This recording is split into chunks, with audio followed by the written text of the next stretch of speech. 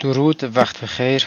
امروز ببینم این تاریخ چهارشنبه 28 شهریور و میخوایم تو این درس نحوه پابلیش پروژه ASP.NET Core روی سیستم خودمون رو بررسی کنیم و اینجا این توضیح رو بدم که فرق نمیکنه اینجا چند تا لایه ما داشته باشیم، اون لایه نهاییمون اون MVC API ریزور پیج هر چیزی که از اونی که اجرا میشه ست از استارتاپ پروژکت هستش اون رو باید پابلیش کنیم. روش کلیک راست میکنیم و روی پابلیش کلیک میکنیم.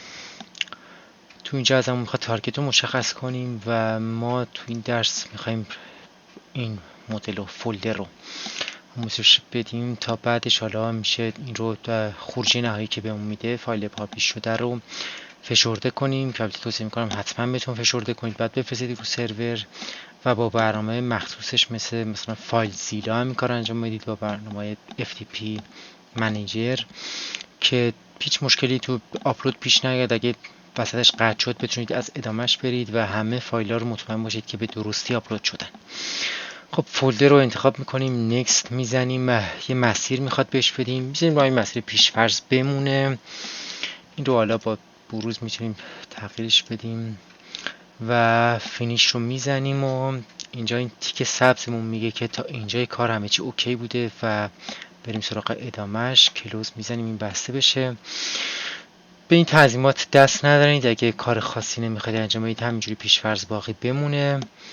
روی پابلیش کلیک میکنیم و منتظر میمونیم تا خروجی نهاییمون رو بهمون بده. قبل از اینکه پابلیش بگید میتونید یه سولوشن رو کلیک راست کنید، یه ریبیلد بزنید ببینید اگه مشکلی داره همونجا مطلعشی، چون اینجا موقع خروجی گرفتن پابلیش خودش یه ریبیلد انجام میده. اینجا رو به مشکل نخورید، به چند تفاوتی هم ایجاد نمیکنه اونجا بخواید ریبیلد کنید یا اینجا و به مشکل بخورید. خب میبینیم که بیلد دوتا ساکسید شد، دوتا لایه داریم اینجا و 0 تا فیلد، هیچ کدومش مشکل نخورده و اوکیه. و اینجا میتونیم با کلیک روی این گزینه نویگیت بریم توی پوشه که پابلیش کرده. من دوتا مانیتور دارم میارمش اینجا یه موضوعی رو بگم بهتون. میبینید چقدر اینجا بذارید این رو بذارم این ور و در کنارش این عکسمون رو، این هم همین پروژه است، ازش عکس گرفتم بدون کاری که الان میخوام توضیح بدم بهتون و این کار خیلی مهمه، حتما سعی کنید انجامش بدید. میبینید که الان اینجا ما فقط دوتا پوشه داریم ولی تو اینجا پوشهای زیادی داریم. اینا پوشهای زبونهای مختلفن واسه پروژه که اگه بیاید اینجا داخل این پراپرتی گروپ این گزینه رو بذارید،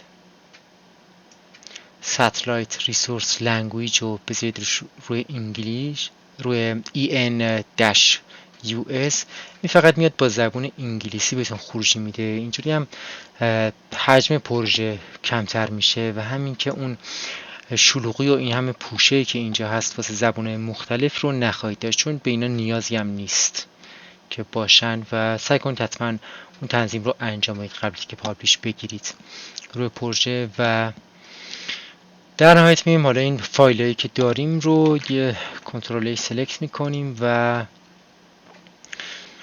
فشردهش رو میکنیم، اد تو آرشیو میزنیم، زیپ میذاریم باشه حتما و گزینه دیلیت فایل هم من میزنم واسه اینکه مطمئن بشم کامل. بعضی که چون اکسترکت کردش، اکسترکت نه فشرده کرد، کامپرس کرد، بیاد همه این فایلایی که کامپرس شده رو پاک کنه. اینجوری من یه جورایی به مطمئن میشم که چون یکم وسواسی سر این قضیه همه فایلام کامل فشرده شدن و فایلی جا نمونده اینجا.